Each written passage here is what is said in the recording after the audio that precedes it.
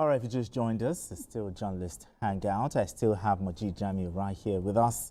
Kai Deladende is also here, and we also have BKO joining us via Zoom. So straight to our next conversation. In diplomacy, the most effective victories are the ones secured before crisis fully forms. It is on this note that the Nigerian Governors Forum, NGF, hailed President Bola Tinubu for swiftly nipping in the bud what could have escalated into a major security threat. Following the attempted coup in Benin Republic, the forum notes that Nigeria, sharing borders and economic corridors with Benin Republic, would have been directly exposed to the ripple effects of instability in the neighboring country. The chairman of the forum, Governor Abdurrahman Abdurrazak of Kwara State, also noted that President Tinubu's deployment of Nigeria's military assets to swiftly contain the coup attempt is an exercise in the best interest of Nigeria. I mean, what's your reaction to this story? I'm very, very excited, maybe because I'm very personal about the issue of military. As much as I didn't practice journalism so much during the military era, but I know what our seniors were going through. Yes. And people like BQ and Mr. Jamio. So it's just to let you know that there's nothing as sweet as what the president has done. This is what they call big brother. This is what America is known for. This is what big nations. I'm even expecting many world leaders to commend Nigeria as we speak, irrespective of, the branding that Trump gave to us, which I think is being handled diplomatically. But for me, beyond what the governors have said, I'm extremely excited because there was this argument that, why didn't President Tinubu do that, during the Niger and the other neighboring country? And I'm like, good. He's learning from time to time. He's beginning to assert himself as a big brother, not just in West African sub-region, but as is in the continent. Everybody, every well-meaning country should say no to military coup.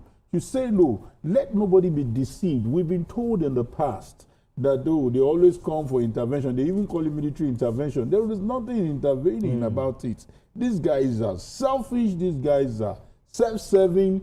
There's nothing they are helping people. They always play on people's vulnerability and they seize over power. So whatever means, some are bringing up international protocols. They shouldn't have done it. They shouldn't have done it. This is the meaning of big brother. And I'm joining the NGF to say that kudos to the president. BQ, I'm going to come in here. I want you to chime in here. I mean, what potential consequences might have arisen had President Tinubu not responded promptly, to the attempted coup in the Republic of Benin?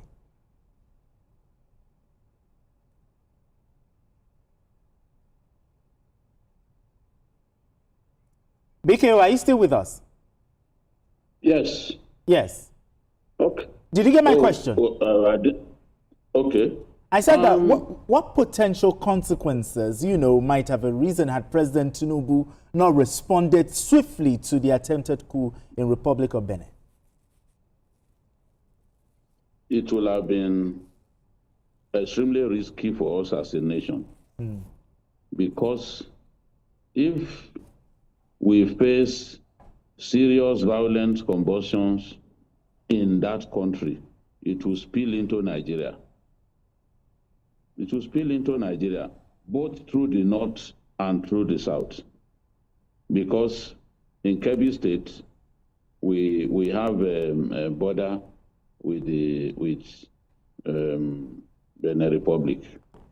And there are Nigerians who have businesses there.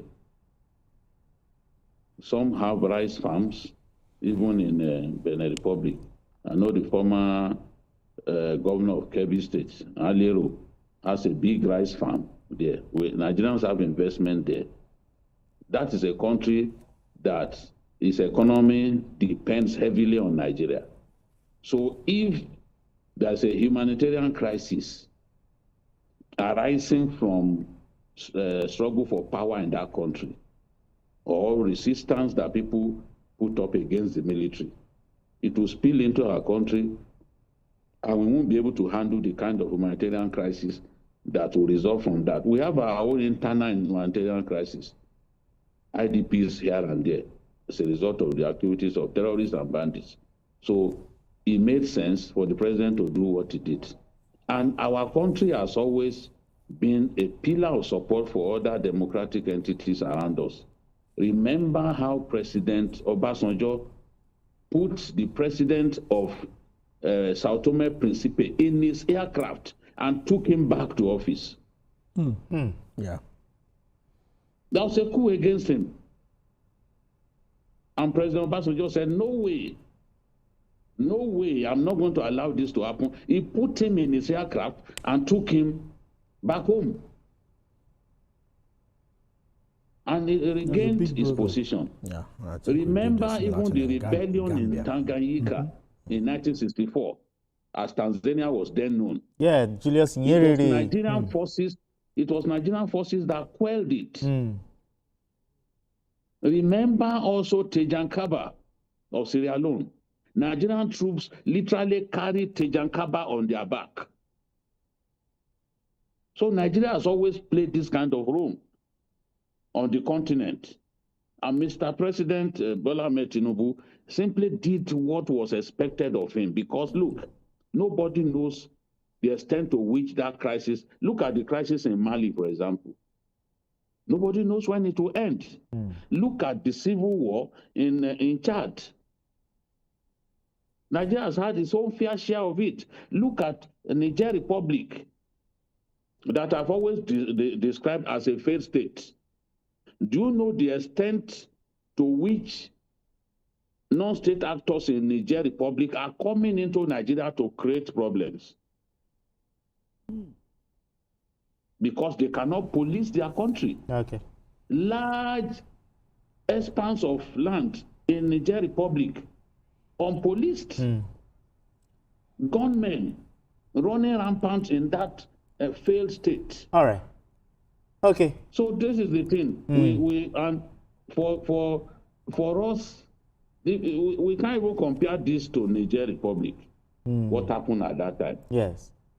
But that is a matter for another day. Exactly. Because we don't have the time. Exactly. But the president has done the right thing, and I'm happy that even the Senate was full of praise for the president over what he did in Niger Republic, and he has now sought the permission of the Senate for him to deploy troops on peacekeeping mission, and the Senate has granted